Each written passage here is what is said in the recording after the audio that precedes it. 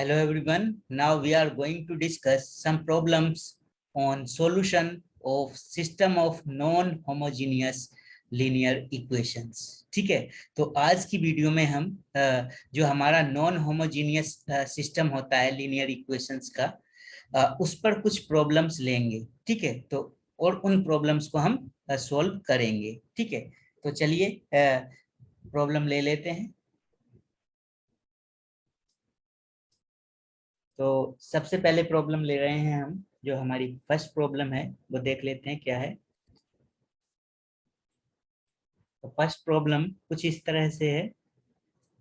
Test for consistency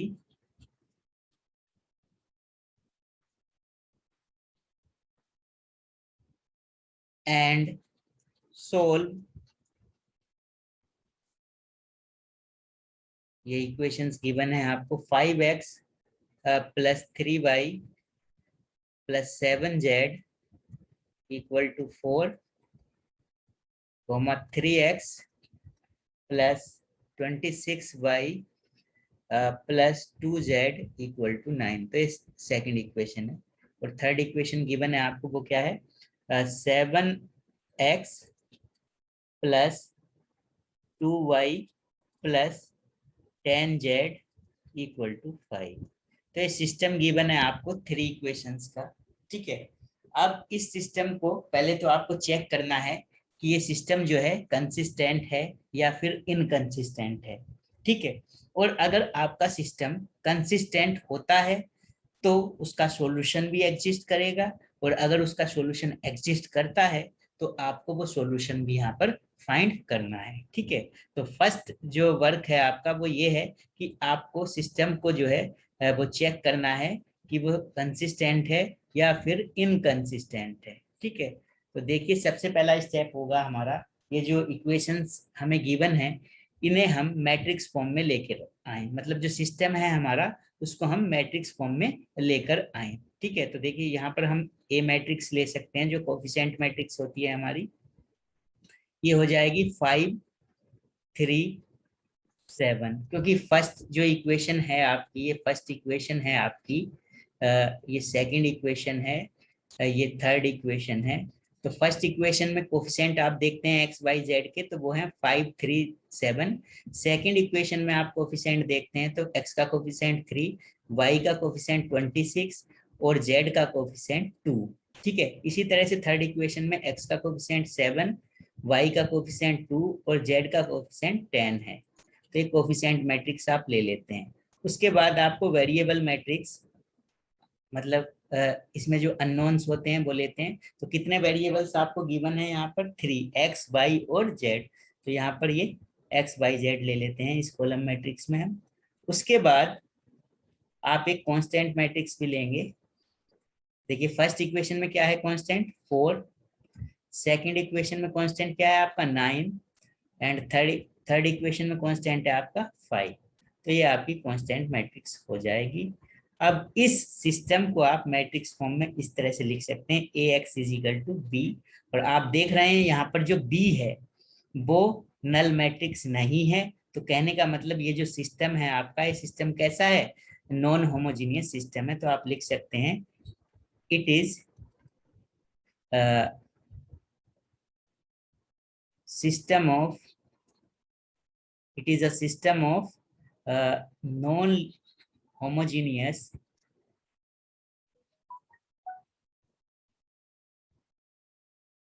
linear equations. तो ये linear equations जो हैं आपकी नॉन होमोजीनियस, ठीक है, ठीक है, उनका एक सिस्टम है. आप लिख सकते हैं यहाँ पर linear equations. ठीक है, अब इस सिस्टम को कैसे सोल्व करते हैं आप? तो इसके लिए आपको एक आर्गुमेंटेड मैट्रिक्स लेना होता है.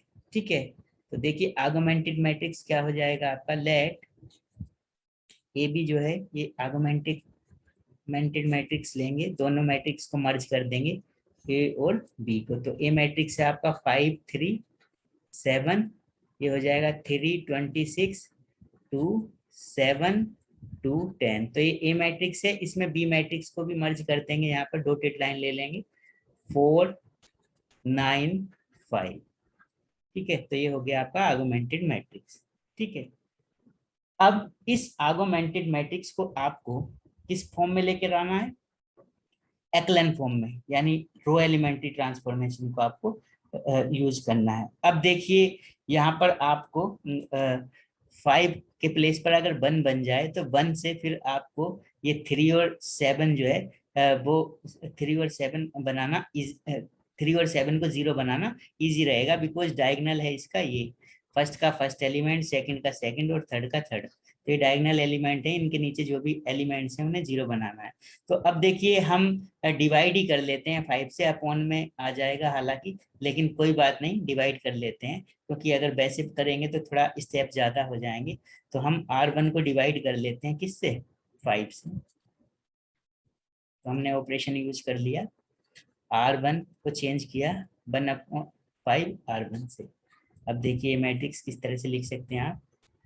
तो फर्स्ट रो में 5 से जब डिवाइड करेंगे तो ये हो जाएगा 1 3/5 7/5 और यहाँ पर 4/5। ठीक है, ये एज इट इज रहेगा।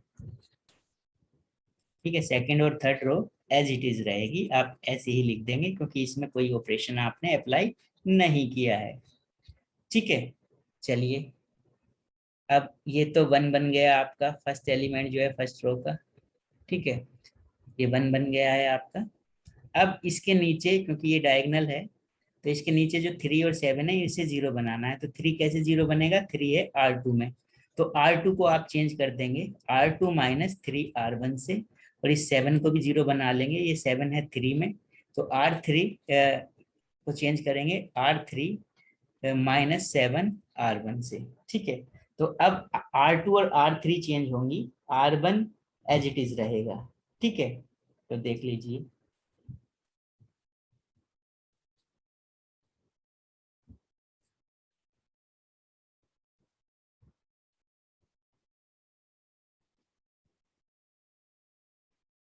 तो ये मैट्रिक्स कुछ इस तरह से, R1 को एज इट इज रख दीजिए 1 3/5 7/5 4/5। अब R3 यहाँ पर देखिए 3 है, इसमें 3 से मल्टीप्लाई किया तो 3 माइनस 3 0, यहाँ 26 है, 26 यहाँ पर रहेगा, और इसमें से माइनस करेंगे, इस रो में मल्टीप्लाई किया है आपने 3 से, तो 3 3 जा 9/5, तो ये 5 LCM, और 5 की मल्टीप्लाई करेंगे 26 में आप, और माइनस करेंगे 9 उसमें से, तो कितना बचेगा आपका यहाँ पर, ये बच जाएगा आपका 121/5। ठीक है, तो यहाँ पर लिख सकते हैं 121/5। इसी तरह से नेक्स्ट जो एलिमेंट यहाँ पर मिलेगा वो मिलेगा 11/5 माइनस 11/5, यहाँ पर 33/5 मिल जाएगा। ठीक है, इसी तरह से थर्ड रो को भी चेंज करना है, तो ये 7 7 माइनस, यहाँ पर 7 से मल्टीप्लाई की तो 7 हो गया 0। अब यहाँ पर देखिए 2 है, और 2 माइनस करेंगे आप, यहाँ पर 7 से मल्टीप्लाई की तो 7 3 जा 21/5, तो 5 2 जा यहाँ पर हो गया 10, 10 में से 21 गया तो कितना बचेगा 11। ठीक है, तो इसे आप लिख सकते हैं यहाँ पर -11/5। इसी तरह से नेक्स्ट 2 एलिमेंट्स को भी लिख सकते हैं आप इस रो के, ये आ जाएंगे। ठीक है, ठीक है, तो ये आपने ऑपरेशंस को यूज किया, इन दो ऑपरेशंस को। अब देखिए डायगोनल है ये मैट्रिक्स का, तो अब किसे 0 बनाना है आपको, इसको 0 बनाना है। ठीक है, तो इसे 0 कैसे बनाएंगे, पहले तो देखिए ये जो मैट्रिक्स है आपकी, ये सेकंड वाली मैट्रिक्स, इस मैट्रिक्स को आप क्या करें, या तो ऐसे कर लीजिए, दोनों मैट्रिक्स को आप दोनों रोज को, इस रो को और इस रो को आप किससे मल्टीप्लाई अप्लाई कर दें, 5 से, तो अपॉन में से 5 हट जाएगा। तो ठीक है, तो आप कर सकते हैं R2 इंटरचेंज विद 5R2, और R3 को इंटरचेंज कर सकते हैं आप R3 इंटरचेंज विद 5R3। ठीक है, तो 5 से मल्टीप्लाई कर दीजिए, तो अब देखिए मैट्रिक्स कुछ इस तरह से होगा आपका ये।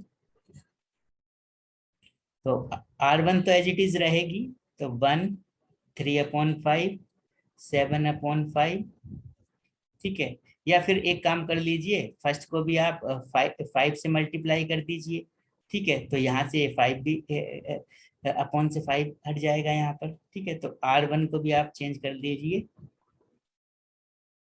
किससे, 5R1 से, ठीक है। तो अब यहाँ पर भी 5 से मल्टीप्लाई करेंगे तो ये 5 हो जाएगा। तो अब तो ये 5 हो जाए, कोई प्रॉब्लम नहीं, क्योंकि इसके नीचे हम, इसे हमने 1 बनाया था, इसके नीचे के एलिमेंट्स को 0 करने के लिए वो हो चुके हैं। तो यहाँ पर आ जाएगा 3, यहाँ पर 7, यहाँ पर 4। इसी तरह से जब यहाँ पर 5 से की तो 0, यहाँ पर 121, यहाँ पर -11, यहाँ पर 33। इसी तरह से यहाँ पर 5 से की तो 0, -11, और यहाँ पर आपका आ जाएगा 1, और ये -3, ठीक है। चलिए, अब इसके बाद नेक्स्ट स्टेप देखेंगे। आप चाहें तो यहाँ पर डॉटेड लाइन बना सकते हैं, बिकॉज ये लेफ्ट साइड में इससे ए मैट्रिक्स और राइट साइड में बी मैट्रिक्स, ठीक है। अब इसके बाद देखते हैं क्या करना है। तो डायगोनल देखें अगर हम, तो डायगोनल है ये आपका। तो डायगोनल के नीचे एक एलिमेंट बचा है आपका, जो 0 नहीं हुआ अभी, वो है आपका -11। ये तो ये 0 कैसे बनेगा, ये इसकी हेल्प से 0 बन सकता है। तो इसे अगर 1 बना लें हम, ठीक है, तो ये 0 हो जाएगा, ठीक है। तो इसे 1 बनाने के लिए आप क्या करेंगे, या ऐसा कर लीजिए, इस रो को आप 11 से डिवाइड कर दीजिए, तो ये 11 यहाँ पर आ जाएगा, और फिर इन दोनों को ऐड कर लेंगे हम। तो R2 को आप 11 से डिवाइड कर दीजिए, R2 डिवाइडेड बाई 11, ठीक है। देखिए क्या होगा,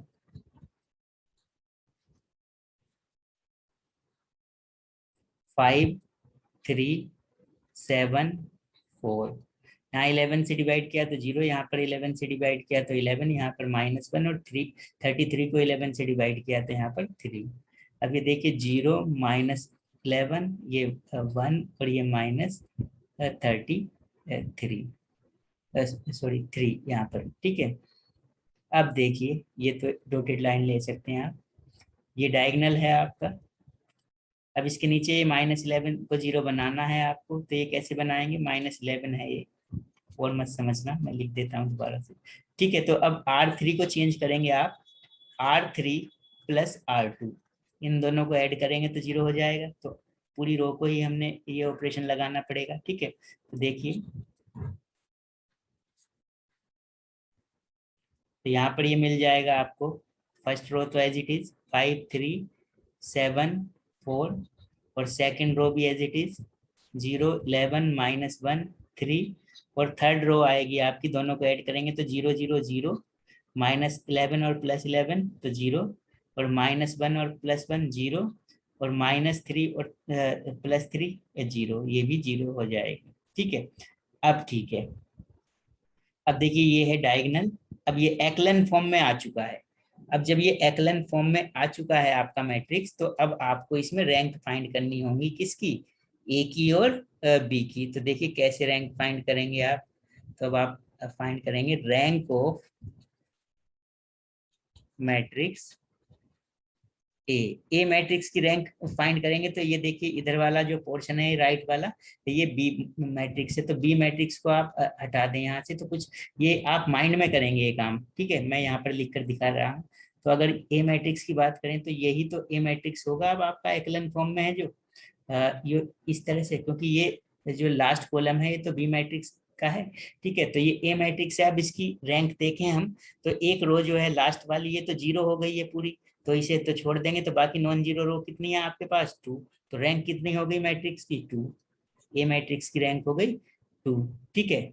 अब जब आपको देखना है टोटल मैट्रिक्स की रैंक किसकी, rank of matrix A B. तो ए बी की जब रैंक देखेंगे, तो भाई फिर तो इसे भी इंक्लूड करेंगे।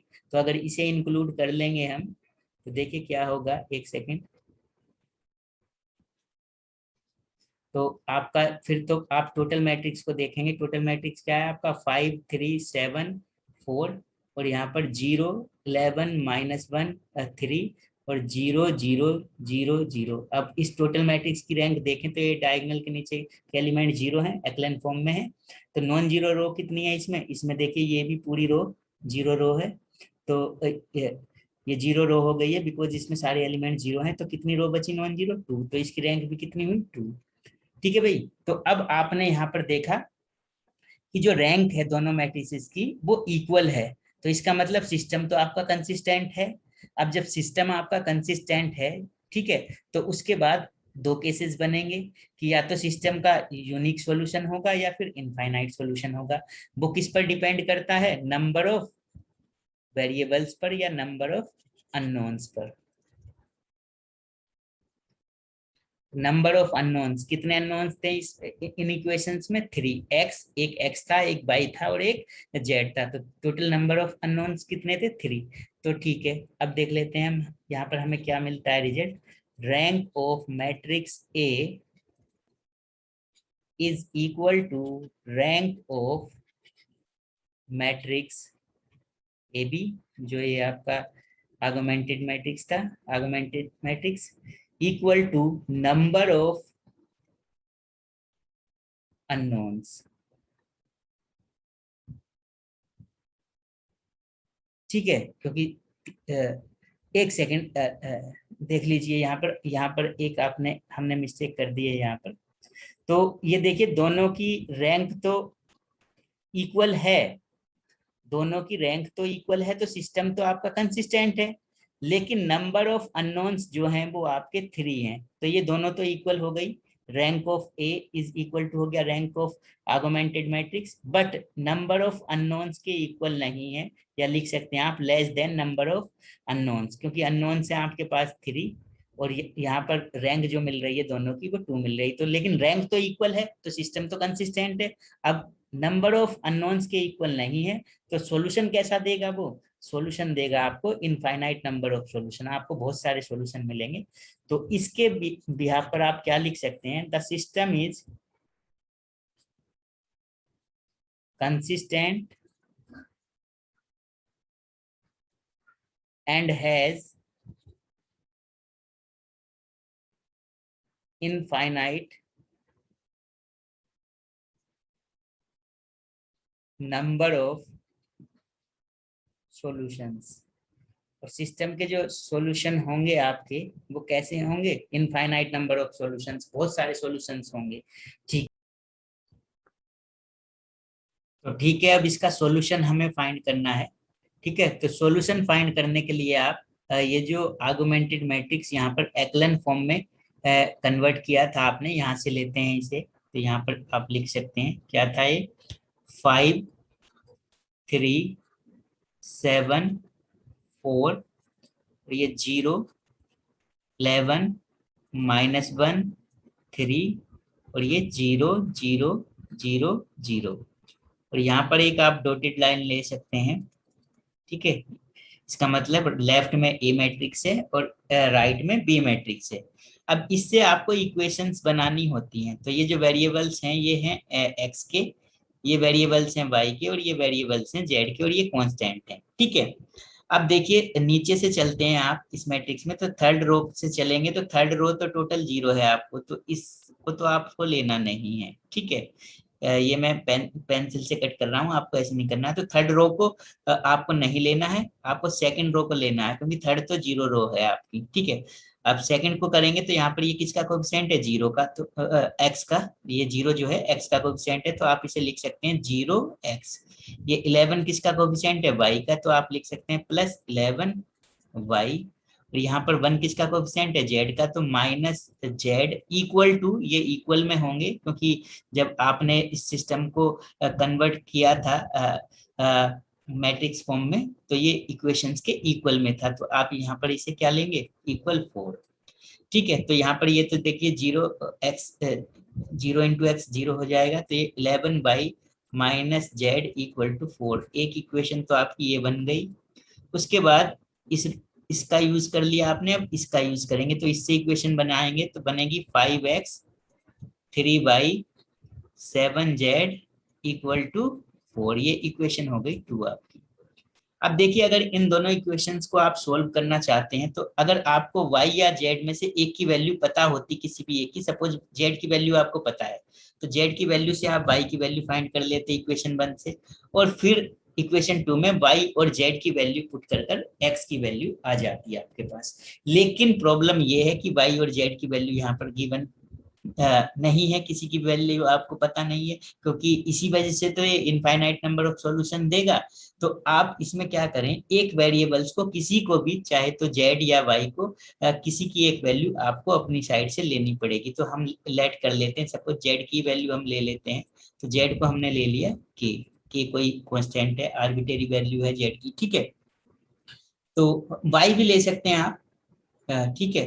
तो यहाँ पर इस इक्वेशन में ये वैल्यू पुट कर दें z की, तो फर्स्ट इक्वेशन में, तो फ्रॉम इक्वेशन 1, तो जब इक्वेशन 1 में z की वैल्यू k पुट करेंगे तो ये मिलेगा 11 माइनस के इक्वल टू, और यहाँ पर ये सॉरी ये 4 नहीं था, देखिए भाई यहाँ पर ये 3 था, क्योंकि ये इक्वेशन ली थी ना आपने, तो यहाँ पर 3 है, तो यहाँ पर 3 होगा, ठीक है। तो यहाँ पर 3 होगा, ठीक है। अब देखिए इससे, इस इक्वेशन से आप y की वैल्यू फाइंड करेंगे तो y आ जाएगा, k इस साइड जाएगा तो 3 प्लस के और 11 से डिवाइड कर देंगे, तो y की वैल्यू जो आ जाएगी वो आ जाएगी आपकी k प्लस 3 अपॉन 11, तो y की वैल्यू मिलेगी आपको। अब देखिए ये y की वैल्यू है, ये z की वैल्यू है। अब ये दोनों वैल्यूज आप किस इक्वेशन में पुट करेंगे, इक्वेशन 2 में, तो आप x की वैल्यू फाइंड करेंगे, ठीक है। तो y और z की वैल्यू हम इक्वेशन 2 में पुट कर देते हैं, तो लिख सकते हैं हम from equation 2।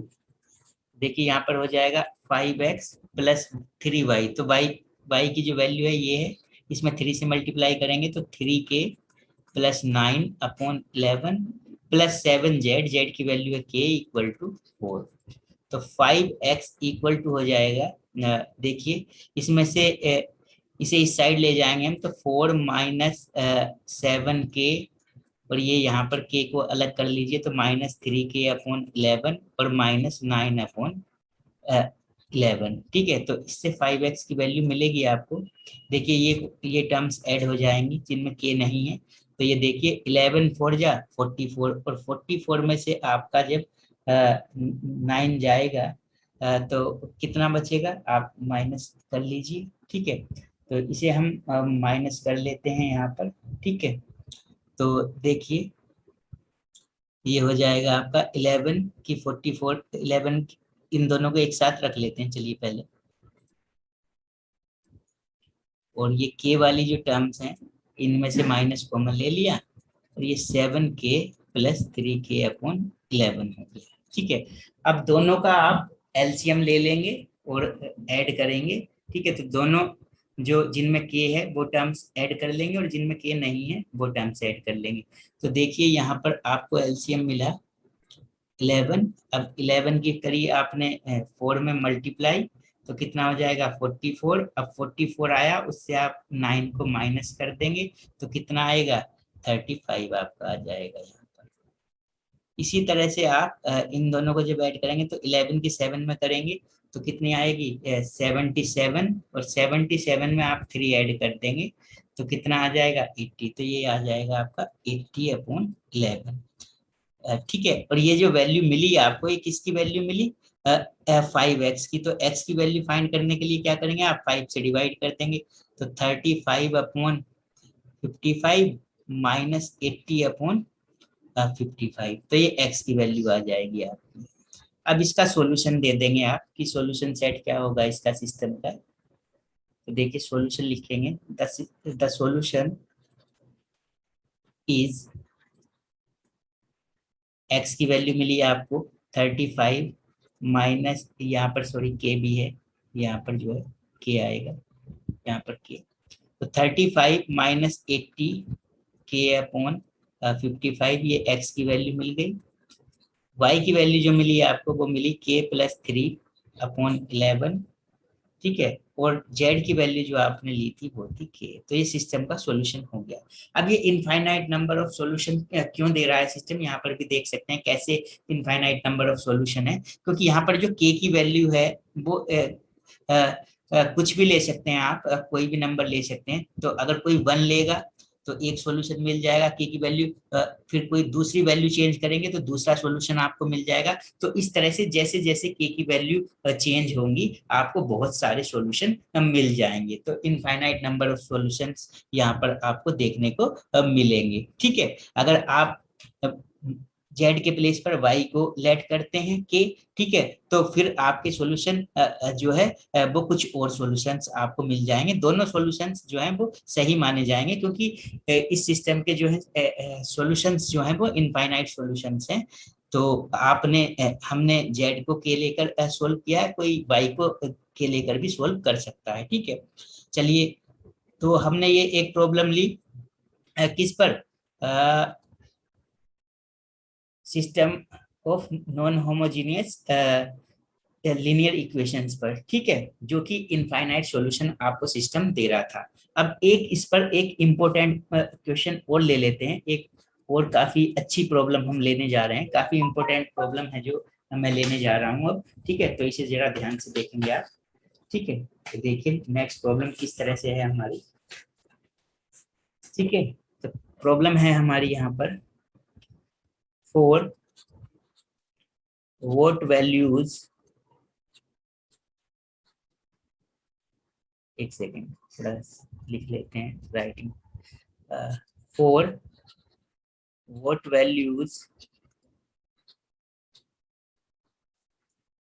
of lambda and mu, the given system, ये सिस्टम गिवन है आपको, x plus y plus z equal to 6, ये फर्स्ट इक्वेशन है। सेकंड इक्वेशन आपकी x plus 2y plus 3z equal to 10, और थर्ड इक्वेशन है x plus 2y plus lambda z equal to mu has, first case है आपका, first part है question का, no solution. Second part है question का, a unique solution.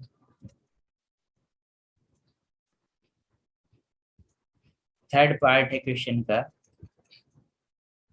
Infinite number of solution, number of solutions. ठीक है, अब पहले प्रॉब्लम को समझ लेते हैं, उसके बाद सोल्व करेंगे। ठीक है, तो आपको एक यहाँ पर नॉन होमोजीनियस सिस्टम गिवन है इक्वेशंस का। ठीक है, अब इस सिस्टम को, आपको इस सिस्टम में आप देख रहे हैं कि लैम्डा और म्यू इन्वॉल्व हैं, मतलब जो इक्वेशंस हैं उनमें लैम्डा और म्यू इन्वॉल्व है। अब आपको इन लैम्डा और म्यू की वैल्यूज को फाइंड करना है। तो फर्स्ट केस में जो फर्स्ट पार्ट है उसमें तो लैम्डा और म्यू की ऐसी वैल्यूज आपको बतानी है कि जो सिस्टम है नो सॉल्यूशन हो, इसका मतलब कोई भी सॉल्यूशन ना हो, यानी सिस्टम जो हो आपका वो कंसिस्टेंट ना हो, यानी इनकंसिस्टेंट हो आपका सिस्टम। दूसरे केस में आपको लैम्डा और म्यू की ऐसी वैल्यू बतानी है कि जिससे सिस्टम का कैसा सॉल्यूशन मिले, आपको यूनिक सॉल्यूशन मिले। और थर्ड केस में आपको ऐसी वैल्यू बतानी है लैम्डा और म्यू की कि जिससे सिस्टम के जो है आपके इनफाइनाइट नंबर ऑफ सॉल्यूशंस आपको मिले। ठीक है, तो चलिए पहले सिस्टम को कन्वर्ट कर लेते हैं मैट्रिक्स फॉर्म में। तो यहाँ पर ए मैट्रिक्स ले सकते हैं आप, कोफिशिएंट मैट्रिक्स। ये हो जाएगी आपकी 1 1 1। ठीक है, फर्स्ट इक्वेशन में एक्स वाई जेड के कोफिशिएंट लिए हमने, सेकंड इक्वेशन में कोफिशिएंट है 1 2 3, थर्ड में है 1 2 लैम्डा। ठीक है, और जो एक्स मैट्रिक्स है आपकी, अननोन्स की जो मैट्रिक्स है, कितने अननोन्स हैं यहाँ पर, एक्स वाई जेड, 3 वेरिएबल्स हैं। और बी मैट्रिक्स आपका हो जाएगा कांस्टेंट मैट्रिक्स, जो कि यहाँ पर देखिए फर्स्ट इक्वेशन में 6 है, सेकंड में 10, थर्ड में आपका म्यू। ठीक है, तो यहाँ पर म्यू पुट करते हैं। ठीक, अब एक मैट्रिक्स लेंगे आप, आर्गुमेंटेड मैट्रिक्स। तो ये आर्गुमेंटेड मैट्रिक्स ले लेते हैं हम। तो ये दोनों मैट्रिक्स को मर्ज कर देंगे ए और बी को, तो 1 1 1, 1 2 3, 1 2 लैम्डा, और यहाँ पर बी मैट्रिक्स की वैल्यू पुट कर देंगे, तो ये 6 10 म्यू। तो दोनों मैट्रिक्स को आपने मर्ज कर दिया, यहाँ पर डॉटेड लाइन बना दी, ठीक है। अब ये मैट्रिक्स का डायगोनल हो गया। अब इस मैट्रिक्स को आपको एक्लन फॉर्म में लेकर आना है, तभी तो आप रैंक फाइंड करेंगे ए मैट्रिक्स की और आर्गुमेंटेड मैट्रिक्स जो है उसकी। तो देखिए पहले अब ये तो बनाना होता है, ये वन है ऑलरेडी। अब इसके नीचे ये जो वन है और ये वन है, इसे जीरो बनाना है। देखिए ये वन कौन सी रो में ये रो में है R2 में, तो R2 को चेंज कर दीजिए R2 माइनस R1, और ये 3 में है तो R3 को चेंज कर दीजिए R3 माइनस 3R1। तो ये ऑपरेशन आप यूज कर लेंगे मैट्रिक्स पर। तो देखिए किस तरह से मैट्रिक्स आपको दिखाई देगी। यहाँ पर ये फर्स्ट रो तो एज इट इज रहेगी 1 1 1 6, सेकंड में 1 से बन जाएगा तो 0, 2 से बन जाएगा तो 1, 3 से बन जाएगा तो 2, 10 से 6 जाएगा तो 4, और यहाँ 1 से बन जाएगा तो 0, 2 से यहाँ पर बन जाएगा तो 1, और लैम्डा से बन जाएगा तो लैम्डा माइनस 1, और म्यू से 6 जाएगा तो म्यू माइनस 6, ठीक है। ये डायगोनल।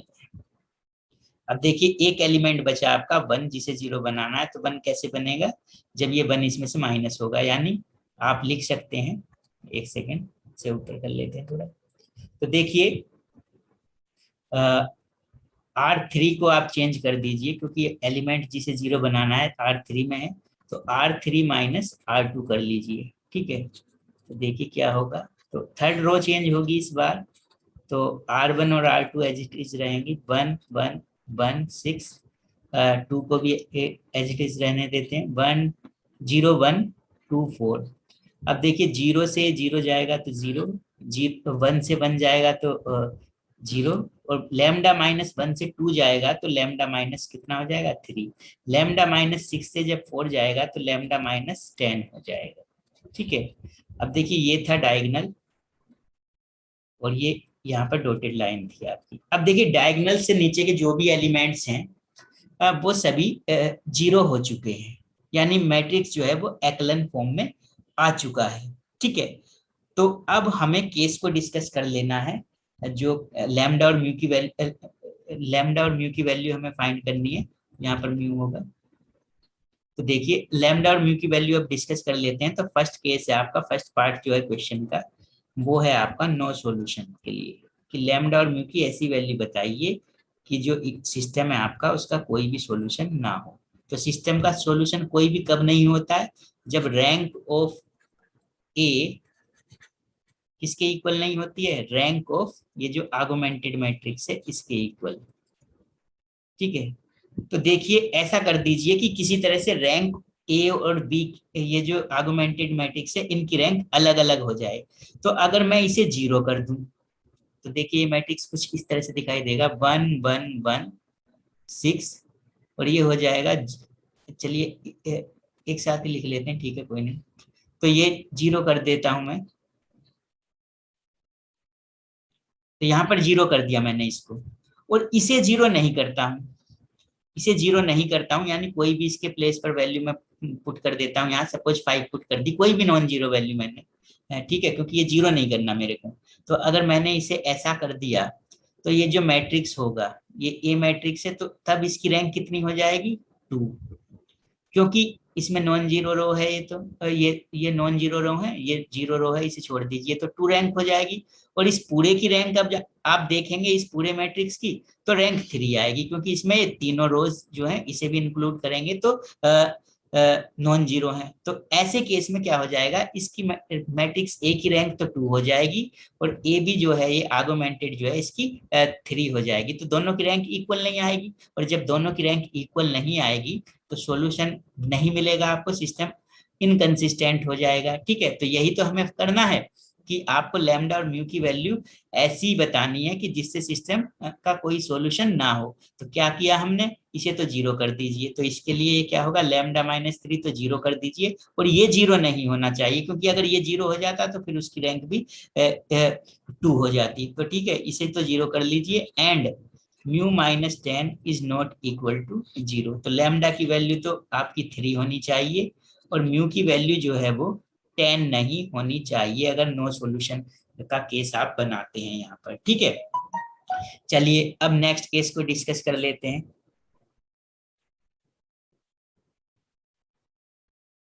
नेक्स्ट केस है आपका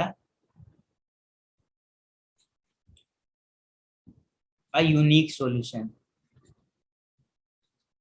तो देखिए भाई, यूनिक सॉल्यूशन कब होता है सिस्टम का?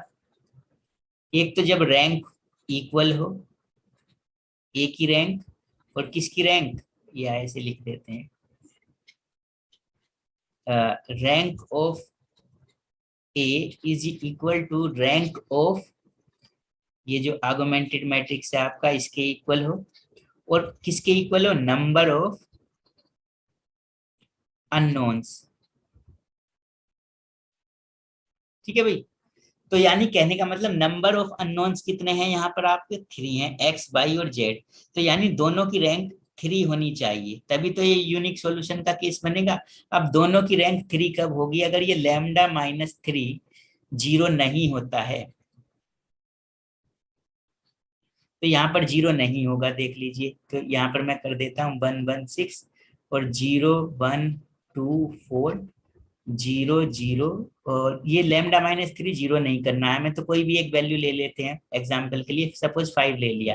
और ये म्यू माइनस 10 सपोज यहाँ पर अभी इसे देख ऐसे ही रख लेते हैं। तो अब देखिए, जब ये जीरो नहीं होगा तो ये है ए मैट्रिक्स इतना, तो इसकी ए मैट्रिक्स की रैंक कितनी हो जाएगी? 3। और इस बड़े वाले मैट्रिक्स की, ए बी मैट्रिक्स की रैंक भी 3 होगी। क्यों? क्योंकि अगर जब यहाँ पर ये 5 आ जाएगा तो ये तो नॉन जीरो रो बन रही है। आप चाहे इसे जीरो ले लें या इसे जीरो ना लें, तब भी ये नॉन जीरो रो ही रहेगी, तो टोटल की रैंक भी कितनी होगी?